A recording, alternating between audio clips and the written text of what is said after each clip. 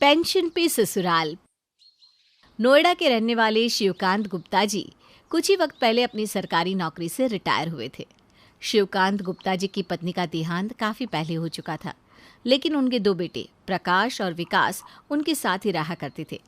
प्रकाश और विकास काफी अच्छी नौकरी में थे और उन दोनों की पत्नी दिव्या और सुधा दोनों जॉब किया करती थी।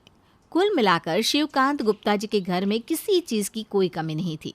सब लोग नौकरी वाले थे, रुपये पैसों की कोई कमी नहीं थी और ना ही बाकी किसी चीज़ की। लेकिन कुछ दिनों से शिवकांत जी महसूस कर रहे थे कि उनकी दोनों बहुएं यानी कि दिव्या और सुधा के बीच छोटी छोटी बातों को लेकर झगड़ा होने लगा था। एक दिन सुबह के वक्त, पापा जी मेरी ना वॉशिंग मशीन ख़राब हो गई है और मैं प्रकाश को कब से कह रही हूँ एक नई वॉशिंग मशीन ला कर दे दे। अब आप तो जानते हैं ना मैं नौकरी करती हूँ, मेरे लिए हाथ से कपड़े धोना आसान नहीं है। अरे बेटा, तुम खुद अच्छा खासा कमा लेती हो, फिर तुम्हें प्रकाश के आगे हाथ फैलाने की क्या ज़रूरत है। पापा जी कमाती तो अच्छा हूँ, लेकिन वो क्या है ना, पिछले महीने गोल्ड में इन्वेस्ट किया था और अभी तो मेरे हाथ में 1 रुपया नहीं है और प्रकाश मेरी बात सुनने को तैयार ही नहीं है। कोई बात नहीं बेटा, मेरी रिटायरमेंट के बाद मुझे अच्छी खासी पेंशन मिलती है। मैं तुम्हें वॉशिंग मशीन के लिए पैसा देता हूँ, बताओ कितने चाहिए। पापा जी वैसे तो मैं सेमी ऑटोमेटिक मशीन खरीदने का सोच रही थी, लेकिन अब अगर आप दिलवा ही रहे हैं तो सोच रही हूँ बड़ी और महंगी वाली ले लेती हूँ। वैसे भी कोई चीज़ घर में एक ही बार तो आती है। ठीक है बेटा, जैसी मशीन तुम्हें लेनी है ले लो। और इस तरह से दिव्या अपने ससुर से काफ़ी सारे पैसे ले लेती है। ये बात सुधा को पता चलती है तो वो भी शिवकांत जी के पास पहुंच जाती है। अरे पापा जी, आपने तो भाभी को इतने सारे पैसे दे दिए, वो भी वॉशिंग मशीन लाने के लिए। हाँ बेटा, उससे ज़रूरत थी, और वैसे भी मैं भी अपनी पेंशन का क्या करूँगा, सारे पैसे बैंक में ही तो जमा हो जाते हैं। पापा जी वैसे आपको नहीं लगता आपने गलत किया? क्यों बेटा, ऐसा मैंने क्या गलत कर दिया। अपनी बहू को पैसे दिए हैं और वो भी घर की कुछ चीज़ लाना चाहती है इसलिए। पापा जी अब आपको पेंशन मिलने लगी है, आपको जब भी पैसे देने हैं आपको बराबर से दोनों बहुओं को देने चाहिए। आप भाभी को वॉशिंग मशीन दिला रहे हैं और मुझे कुछ नहीं। अरे लेकिन अगर तुम्हें ज़रूरत ही नहीं है तो मैं तुम्हें कुछ दिलवा कर क्या करूँगा। तभी वहाँ पर दिव्या आ जाती है। अरे सुधा, पापा जी ने मुझे ज़रा से पैसे क्या दे दिए, तुम तो यहाँ पर बातें बनाने आ गई। भाभी मैं ना आपकी सब चालाकी समझती हूँ। आप और भैया इतने पैसे कमाते हैं, आप अपने पैसों से कुछ क्यों नहीं खरीद लेते? आपको पापा जी से पैसे लेने की ज़रूरत क्यों पड़ गई? ये बात तुम्हें मैं भी तो कह सकती हूँ, तुम और देवर जी भी तो अच्छा खासा कमाते हो, फिर तुम क्यों पापा जी से पैसे लेने आई हो? वो ना मेरा हक बनता है। अब घर की एक बहू अपने ससुर से पेंशन के पैसे लेगी तो दूसरी चुप थोड़ी ना बैठेगी। अरे तुम दोनों आपस में झगड़ना बंद करो। सुधा, तुम मुझे ये बताओ तुम्हें क्या चाहिए। वो पापा जी क्या है ना, मेरे किचन का माइक्रोवेव ओवन है ना, वो ठीक से काम नहीं कर रहा, तो मैं सोच रही थी एक नया वाला ख़रीद लेती हूँ। अभी एक लेटेस्ट आया है, थोड़ा महंगा है लेकिन बहुत अच्छा है। अरे लेकिन पिछले साल ही तो तुमने माइक्रोवेव खरीदा था, अभी इतनी जल्दी नया लेने की क्या ज़रूरत है? बस करिए भाभी, मैंने आपसे कहा क्या कि आपको नई वॉशिंग मशीन लेने की क्या ज़रूरत है? आपने फुल्ली ऑटोमेटिक वॉशिंग मशीन के पैसे पापा जी से क्यों लिए? आप भी तो सेमी ऑटोमेटिक खरीद सकती थी ना। ये कहकर सुधा वहाँ से चली जाती है। कुछ दिन और इस तरह से दोनों बहुओं में झगड़े होते रहते हैं। शिवकांत जी सुधा को भी उतने ही पैसे दे देते हैं जितने उन्होंने दिव्या को दिए थे। इस बात पर सुधा इतराती हुई चली जाती है। कुछ दिनों के बाद, पापा, बहुत दिन हो गए मैं और दिव्या कहीं घूमने नहीं गए। मैं सोच रहा था एक इंटरनेशनल ट्रिप लगा लेते हैं। हाँ हाँ बेटा, ये तो बहुत अच्छी बात है। तुम्हारी तो विदेश घूमने जाने की पहले से बहुत इच्छा थी, चले जाओ दोनों।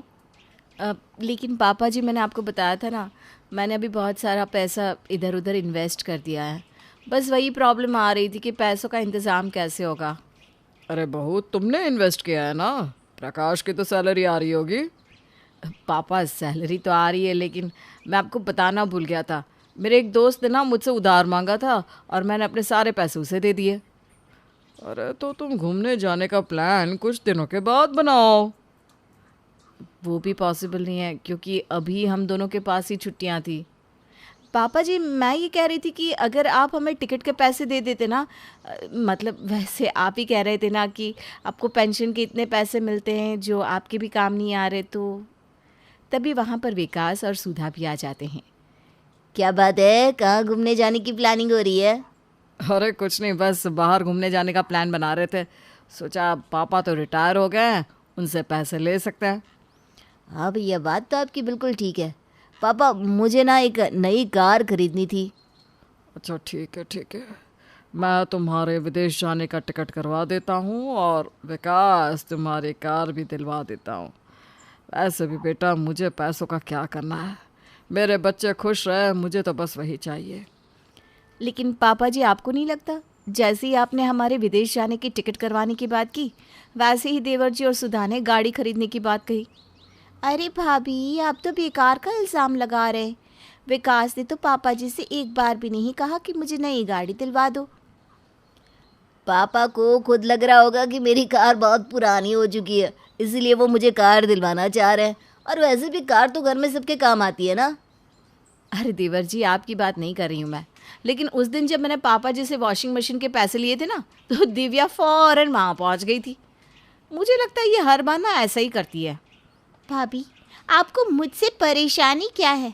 पापा जी क्या सिर्फ आपके ससुर जी हैं? वो आपके लिए सब कुछ कर सकते हैं और हमारे लिए कुछ नहीं। देखो दिव्या और सुधा, तुम दोनों आपस में झगड़ा करना बंद कर दो। मुझे किसके लिए क्या करना है मैं अच्छी तरह से जानता हूँ। मुझे जिससे जो देना है वो दे दूंगा। और इस तरह से शिवकांत जी अपने बड़े बेटे प्रकाश के विदेश जाने के और छोटे बेटे की गाड़ी के लिए पैसे दे देते हैं। लेकिन धीरे धीरे शिवकांत जी के दोनों बेटों और बहुओं को उनके पेंशन पर घर चलाने की आदत पड़ती जाती है और वो अपनी सैलरी से 1 रुपया भी खर्च करना बंद कर देते हैं। कुछ दिनों के बाद दिव्या फिर से शिवकांत के पास आती है। अरे पापा जी, आपने वो दूध का बिल नहीं भरा? दूध वाला आया था, कह रहा था कि इस बार तो भाई साहब ने दूध के पैसे ही नहीं दिए। अरे हाँ बेटा, मैं तो भूल ही गया था। एक काम करो, मैं तुम्हें पैसे देता हूँ, तुम दूध वाले को दे देना। और पापा जी, वो पिछले महीने का सब्जी का बिल भी तो है ना, वो भी आ गया है। मेरा मतलब जितने भी रुपए की सब्ज़ी आई थी वो मैंने लिख के रखा है, तो आप वो बिल भी पे कर देना। ठीक है बहू, और वो पैसे मैं तुम्हें ही दे देता हूँ। क्या सुधा, तुम्हें शर्म नहीं आती?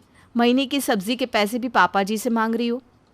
भाभी, पहले आपको शर्म आनी चाहिए, क्योंकि दूध के पैसे आपने पापा जी से मांगे। अब जब आपको शर्म नहीं आती तो मुझे क्यों आएगी? अरे तो कौन सा सारा का सारा दूध मैं अकेले पी जाती हूँ? और पापा जी को इतनी पेंशन मिलती है, उसमें से अगर वो दूध के पैसे दे भी देते हैं तो इसमें गलत क्या है? लेकिन पहले तो अपने सारे खर्चों के बिल आप खुद भरा करती थी ना, अब क्या हो गया? यही बात तो मैं तुमसे भी कह सकती हूँ देवरानी जी, तुम भी तो सब्जी के पैसे लेने आ गई हो पापा जी के पास। दिव्या, सुधा, भगवान के लिए चुप हो जाओ दोनों। तुम्हारे रोज रोज के झगड़ों से मैं बुरी तरह परेशान हो चुका हूँ। शिवकांत जी अपने घर में चल रहे दोनों बहुओं के झगड़े से बहुत परेशान थे। अगली सुबह वो मॉर्निंग वॉक के लिए घर से निकलते हैं और तभी उनकी मुलाकात उनके पुराने दोस्त अशोक शर्मा जी से होती है। अरे क्या बात है शिवकांत, आज तो बड़े दिनों के बाद दर्शन हुए तुम्हारे। अरे अशोक, तू भी तो आजकल यहाँ पर कम ही आता है।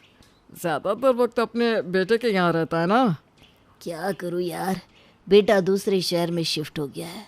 मैं भी यहाँ पर अकेला परेशान हो जाता हूँ, इसलिए बस उसके साथ रहने चला जाता हूँ। कभी कभी यहाँ आ जाता हूँ। और तू बता, कैसा चल रहा है तेरा सब कुछ? वैसा तो सब कुछ अच्छा ही है। रिटायर हो गया हूँ, इसलिए मेरे पास बहुत सारा वक्त है, लेकिन बस घर में ना कुछ अजीब सा माहौल चल रहा है। कैसा माहौल? अरे रिटायरमेंट के बाद तो तुझे आराम से बैठकर सुबह शाम खाना खा पी कर मस्त रहना चाहिए। यार एक बात समझ में नहीं आती, जब से मैं रिटायर हुआ हूँ तब से मेरे दोनों बेटे और बहुओं ने अपनी सैलरी खर्च करना बिल्कुल बंद कर दिया है। सब लोगों का खर्चा अकेले मेरे पेंशन से चल रहा है। लेकिन ये तो बहुत गलत बात है, तुझे ऐसा नहीं करना चाहिए। लेकिन क्या करूं, मेरे ही तो बच्चे हैं। अगर उन्हें पैसे दे भी दिए तो कौन सा नुकसान हो जाएगा, और कौन सा मुझे सारे पैसे अपने साथ बांध कर ले जाने। देख शिवकांत, मैं तेरी बात से पूरी तरह सहमत हूँ कि वो तेरे बच्चे हैं और तेरे पैसों पर उनका पूरा अधिकार है, लेकिन वो कमाते हैं और अगर तू उन्हें अपनी सैलरी खर्च करना, अपनी जिम्मेदारियां निभाना नहीं सिखाएगा तो आगे चलकर तेरे लिए मुश्किल हो जाएगी यार। कैसे मुश्किल? देख, कल को अगर तेरी तबीयत खराब हुई या तुझे किसी तरह से पैसों की ज़रूरत हुई तो तेरे बच्चों की आदत इतनी ज़्यादा बिगड़ चुकी होगी कि वो तेरे इलाज के लिए अपनी जेब से एक चवन्नी खर्च नहीं करेंगे, और तब तुझे लगेगा कि तूने इनकी आदतें बहुत बिगाड़ दी है। इसीलिए कह रहा हूँ कि वक्त रहते इस आदत को सुधार दे। शिवकांत को अपने दोस्त अशोक की बात समझ में आती है और वो मन ही मन कुछ करने की ठान लेते हैं। कुछ दिनों के बाद पापा, वो मैं ये कह रहा था कि मुझे अपना बर्थडे मनाने के लिए एक बड़ी पार्टी करनी थी। अपने सारे ऑफिस वालों को कहीं बाहर डिनर पर लेकर जाना था, तो प्लीज़ आप मुझे कुछ पैसे दे दीजिए। और हाँ पापा, मेरी और सुधा की मैरिज एनिवर्सरी आ रही है ना, बहुत दिनों से हमने भी कोई बड़ी पार्टी नहीं की है, तो मैं सोच रहा था इस बार मोहल्ले के लोगों को और अपने कुछ दोस्तों को बुलाकर पार्टी कर लेता हूँ। जैसा तुम लोगों को ठीक लगे कर लो बेटा, मैं भला तुम्हें क्यों मना करूँगा। लेकिन पापा, पैसों की ज़रूरत थी, आप प्लीज़ मुझे कुछ पैसे दे दीजिए। हाँ पापा, मैं भी वही कह रहा था, मुझे भी ना आपसे कुछ पैसे चाहिए। अरे लेकिन तुम लोगों की खुद की सैलरी कहाँ गई जो तुम मुझसे पैसे मांग रहे हो? वो क्या है ना पापा, मैं सोच रहा था एक और फ्लैट खरीद लेता हूँ और उसी के लिए कुछ सेविंग कर रहा था, इसलिए अपनी सैलरी खर्च करना नहीं चाहता। और पापा, मैंने तो इन दिनों गोल्ड की ज्वेलरी पर इन्वेस्ट करना शुरू कर दिया है, बस इसीलिए अपनी सैलरी बचा कर रख रहा था। वैसे तुम्हारे इन्वेस्टमेंट के प्लान तो बहुत अच्छे हैं बेटा, लेकिन अभी ना मैं तुम दोनों को पैसे नहीं दे पाऊँगा। वो क्या है ना कि मैंने अपनी काफ़ी सारी पेंशन यहाँ एक वृद्धाश्रम के लिए दान कर दी है। आने वाले कुछ महीनों की पेंशन देने का भी उनसे वादा कर चुका हूँ, तो मैं तो खुद तुम लोगों के पास पैसे लेने आ रहा था। हैं?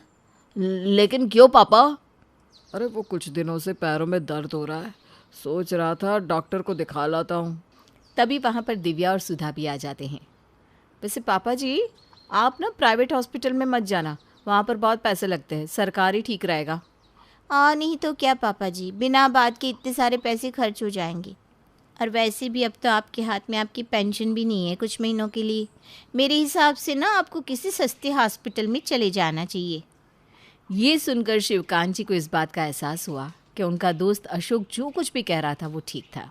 जब तुम्हें बहू बहुत बड़ी और महंगी वॉशिंग मशीन लेनी थी तब तो मैंने नहीं कहा कि तुम कोई सस्ती वॉशिंग मशीन खरीद लो। और सुधा बहू, तुमने तो 1 साल के अंदर ही बड़ा महंगा और नए फीचर वाला माइक्रोवेव खरीद लिया। लेकिन मैंने तो तुम्हें कुछ नहीं कहा क्योंकि उस वक्त मेरे पास पैसे थे। लेकिन आज जब मुझे इलाज के लिए ज़रूरत है तो तुम मुझे सस्ते हॉस्पिटल जाने की बात कर रही हो। अब सॉरी पापा जी, मुझसे गलती हो गई पापा जी, मुझे समझना चाहिए था। देखो बच्चों, मैं तुम्हें ऐसा कुछ नहीं कहना चाहता हूँ जो तुम्हें बुरा लगे, लेकिन तुम लोगों को अपनी सैलरी से अपने खर्चे उठाना आना चाहिए, क्योंकि मेरी पेंशन से ये घर चल सकता है, लेकिन तब तक जब तक मैं जिंदा हूँ। अगर मैं इसी तरह तुम्हें पैसे देता रहा तो एक वक्त के बाद तुम अपनी जिम्मेदारियों को भूल जाओगे और मेरे जाने के बाद तुम्हें बहुत तकलीफ होगी। इसलिए मैं चाहता हूँ कि तुम अपने खर्चे खुद उठाना सीखो। और इस तरह से शिवकांत जी ने अपने बच्चों को अपने जीवन के खर्चे उठाने का सबक भी सिखाया और समझदारी से काम लिया।